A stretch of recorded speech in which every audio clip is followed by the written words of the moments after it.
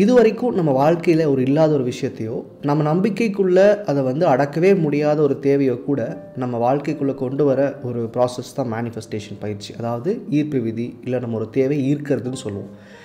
அப்போது இந்த மாதிரி ஒரு விஷயத்தை உள்ளே கொண்டு வரணும் அப்படிங்கிறப்ப வெறும் எண்ணத்தால் அதை செய்கிறோம் அப்படின்னாலும் அதை ஏற்றுக்கிற அளவுக்கு நம்ம கான்ஷியஸும் கூட சப்போர்ட் பண்ணணும்.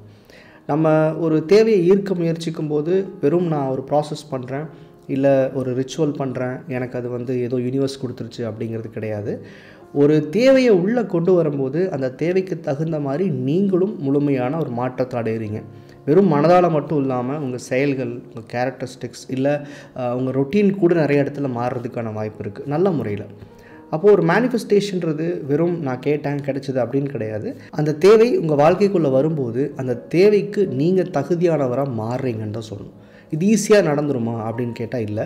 நிறைய பேர் வந்து இந்த ப்ராக்டிஸ் ஸ்டார்ட் பண்ணி, அதாவது மேனிஃபெஸ்டேஷன் ப்ராக்டிசஸ்லாம் ஸ்டார்ட் பண்ணிவிட்டு 1 month 15 days இல்லை 1 week, சில பேர் வந்து 3 மாதம் கழித்து கூட எனக்கு முடியல, இது எனக்கு சரியாக வரலை, இல்லை நான் நினச்சது நடக்கலைன்னு சொல்லிட்டு போயிடுவாங்க. காரணம் என்னென்னா ஒரு டிரான்ஸ்ஃபர்மேஷன் நடக்குது. அதாவது உங்களுக்குள்ள ஒரு பெரிய மாற்றம் நடக்குது. அந்த மாற்றத்தை கான்ஷியஸ் ஏற்றுக்க மறுக்குது. அதுக்கு பேர் தான் நம்ம வந்து காக்னிட்டிவ் டிசனன்ஸ்னு சொல்லுவோம்.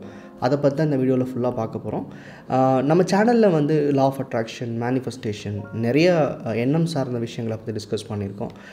ஒரு 3-4 வருஷமாக இந்த கண்டென்ட்லாம் அப்டேட் பண்ணிட்டுருக்கேன். நீங்கள் இதை பற்றி டீப்பாக தெரிஞ்சுக்கணும் அப்படின்னா பழைய வீடியோஸ் நீங்கள் செக் பண்ணுங்கள்.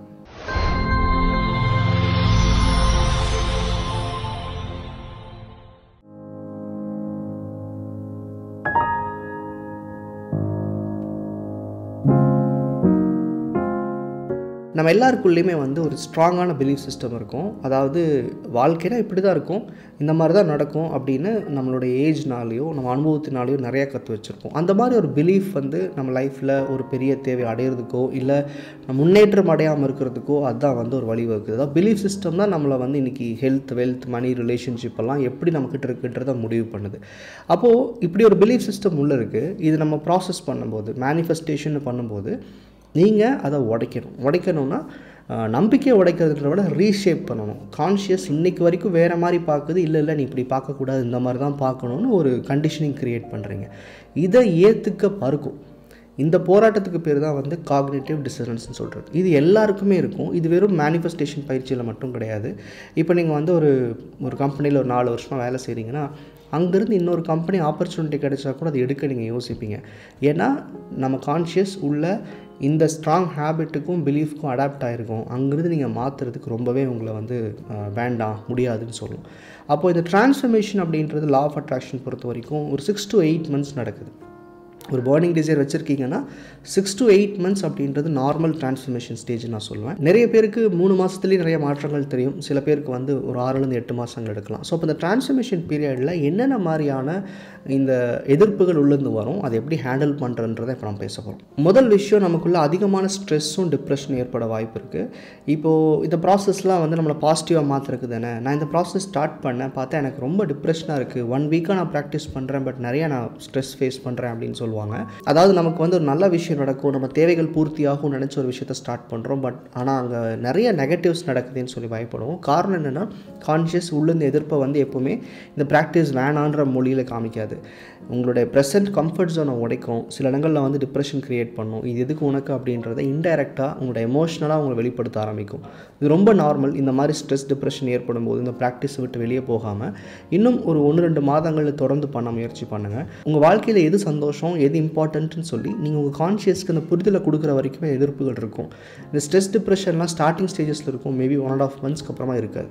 ரெண்டாவது முக்கியமான விஷயம் அப்படின்றது ஃபியர் ஆஃப் அக்செப்டன்ஸ்னு சொல்லுவோம். அதாவது நம்ம இந்த ப்ராக்டிசஸ் எல்லாம் பண்ணும்போது மற்றவங்கள மாதிரி இல்லாமல் நிறைய ரொட்டீனை நம்ம சேஞ்ச் பண்ண ட்ரை பண்ணுறோம்.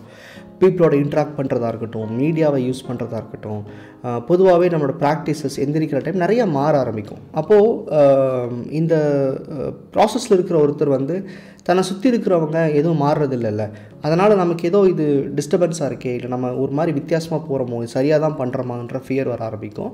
ஏன்னா பொதுவாகவே நம்ம 10 பேர் நம்மளை சுற்றி எப்படி இருக்காங்களோ அப்படி தான் நம்ம வாழ்க்கையை வாழ பார்ப்போம்.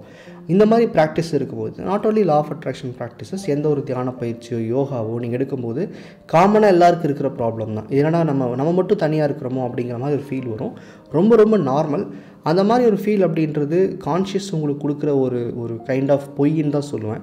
ஏன்னா இப்போது எல்லாருமே என்ன மாதிரி ஒரு பர்டிகுலர் படிப்பை படிச்சுட்டு ஒரு வேலைக்கு போயிட்டுருக்காங்க. நானும் அவங்க கூட போயிட்டுருக்கேன். நான் இன்றைக்கி ஒரு பிஸ்னஸ் ஸ்டார்ட் பண்ணோம் அப்படிங்கிறப்போ அவங்கள்லேருந்து நான் வேறுபாடு தான் செய்வேன். அப்போ அந்த வேறுபாடுங்கிறது வந்து நீங்கள் புரிஞ்சுட்டு அந்த ப்ராக்டிஸை கன்டினியூ பண்ணும்போது டெஃபினட்டாக மாற்றங்களை பார்க்க முடியும். ஸோ இந்த ஃபியர் ஆஃப் அக்செப்டன்ஸ் அப்படின்றது நிறைய பேருக்கு இருந்திருக்கு. வித்தியாசமாக என்ன பார்க்குறாங்க, இது நான் ப்ராக்டிஸ் பண்ணலாமா வேண்டாமான்னு தெரில அப்படின்னு சில பேர் சொல்லி நான் கேட்டிருக்கேன். அடுத்த விஷயம் பார்த்திங்கன்னா, சில பேர் ஃபீலிங் லோ அப்படிம்பாங்க. அதாவது நான் இந்த ப்ராக்டிஸ்லாம் பண்ணுறேன், பட் ஒரு ஈவினிங்க்கு மேலே எனர்ஜி ரொம்ப டவுன் ஆயிடுது அப்படிம்பாங்க. சில பேர் நான் இந்த ப்ராக்டிஸ் ஸ்டார்ட் பண்ண உடனே உடம்பு சரியில்லாமல் போயிடுச்சு அப்படிம்பாங்க. இதெல்லாம் ரேண்டமாக கான்ஷியஸ் உங்கள் லைஃப்பில் வர பிரச்சனைகளை நீங்கள் எடுத்துருக்கிற அந்த புது ப்ராசஸோட கனெக்ட் பண்ணுது, அவ்வளோதான். இப்போது நமக்கு லைஃப்பில் ஒரு பர்டிகுலர் இஷ்யூ இருக்குன்னு வச்சுக்கோங்களேன். அந்த இஷ்யூவையே நம்ம எல்லா விதமான கஷ்டங்களுக்கும் காரணமாக சொல்லுவோம்ல.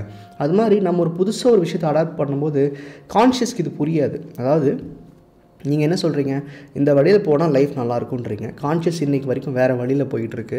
அப்போ அதை நீங்கள் கன்வின்ஸ் பண்ணி ஒரு 30-40 வருஷம் அனுபவத்தை அதுக்கிட்ட இருந்து எடுத்துக்கிட்டு இல்லை அப்படியெல்லாம் போகாத, இந்த வழியில் போகணுன்னு சொல்லும் போது கான்ஷியஸ் அதை நம்புறதுக்கு ரொம்ப லேட் ஆகும். அதனால் என்ன பண்ணணும்னா, லைஃப்பில் நீங்கள் புது வழியில் போகும்போது ஒரு சின்ன கல் தடுக்குனா கூட ஏதோ பெரிய பிரச்சனை நடக்கிற மாதிரி காமிக்கும்.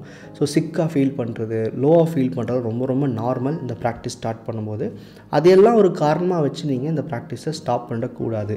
ஸோ டிரான்ஸ்ஃபர்மேஷனில் இந்த மாதிரியான உணர்வுகள் ஏற்படும்னு சொல்கிறேன். இப்போ நான் ஃபீலிங் லோன்னு சொன்னேன். இன்னொரு சாரார் என்ன சொல்லுவாங்கன்னா, எனக்கு நிறைய டைம் இருக்குது, அதுவே எனக்கு ஒரு ரேண்டம் திங்கிங் கொடுக்குது, என்ன பண்ணுறதுன்னு தெரிலாமா. ஸோ அப்படின்னா ஏதோ ஒரு வகையில் கான்ஷியஸ்க்கு உங்களுக்கு வந்து இந்த பாதையில் நீங்கள் போக வேண்டாம் அப்படின்றத உங்கள்கிட்ட உணர்த்தணும், சொல்லணும். ஏன்னா அதுவும் பதனும் இல்லை. இன்றைக்கி வரைக்கும் எதையோ பண்ணிட்டு புதுசாக நீங்கள் ஒன்று மாற்றினீங்கன்னா, ஸோ அந்த ஒரு பதட்டம் கான்ஷியஸ்க்கு கண்டிப்பாக இருக்கும் டிரான்ஸ்ஃபர்மேஷன் ஸ்டேஜில் இருக்கும்போது. இதெல்லாம் எப்போ உங்கள் விட்டு போகும் அப்படின்னா, இந்த மேனிஃபெஸ்டேஷன்லாம் பார்த்திங்கன்னா டீடாக்ஸ் அப்புறம் ப்ராக்டிசஸ்லாம் இருக்கும்ல, ஒரு 3 to 4 months இல்லை 3 months ஷார்ப்பாக நீங்கள் பண்ணிட்டீங்க அப்படின்னா அதுக்கப்புறம் இந்த புது வழியை கான்ஷியஸ் பழகிக்கும். அங்கே ஆப்பர்ச்சுனிட்டியை தேடும், சரியான பீப்புளை மீட் பண்ணுவீங்க. பட் இந்த இனிஷியல் 1 or 2 months கண்டிப்பாக சில பேர்த்துக்கு ஸ்ட்ரெஸ்ஃபுல்லாக இருக்கும். சில பேர் அந்த புது முயற்சியில் நம்ம கிடைக்கிற சந்தோஷங்கள் வச்சு கொண்டு போயிடுவாங்க. So be consistent. நீங்கள் இந்த மாதிரியான சின்ன சின்ன எமோஷன்ஸ்க்காக இந்த ப்ராசஸ் விட்டு கொடுக்காதீங்க. நிறைய பேருக்கு இந்த லா ஆஃப் அட்ராக்ஷன் ப்ராசஸ் தெரியும், நிறைய பேர் இதை படிச்சுக்கிட்டே இருக்கீங்க, கேட்டுக்கிட்டே இருக்கீங்க. ஆனால் ப்ராசஸாக இம்ப்ளிமெண்ட் பண்ணும்போது நிறையா தடைகள் வருது. அப்படி வர்ற தடை பொய் தான், அது உங்கள் கான்ஷியஸ் ஒரு சின்னதாக உங்களை ஏமாத்துது அப்படின்றது தான் இந்த வீடியோவில் சொல்ல வரேன். நன்றி.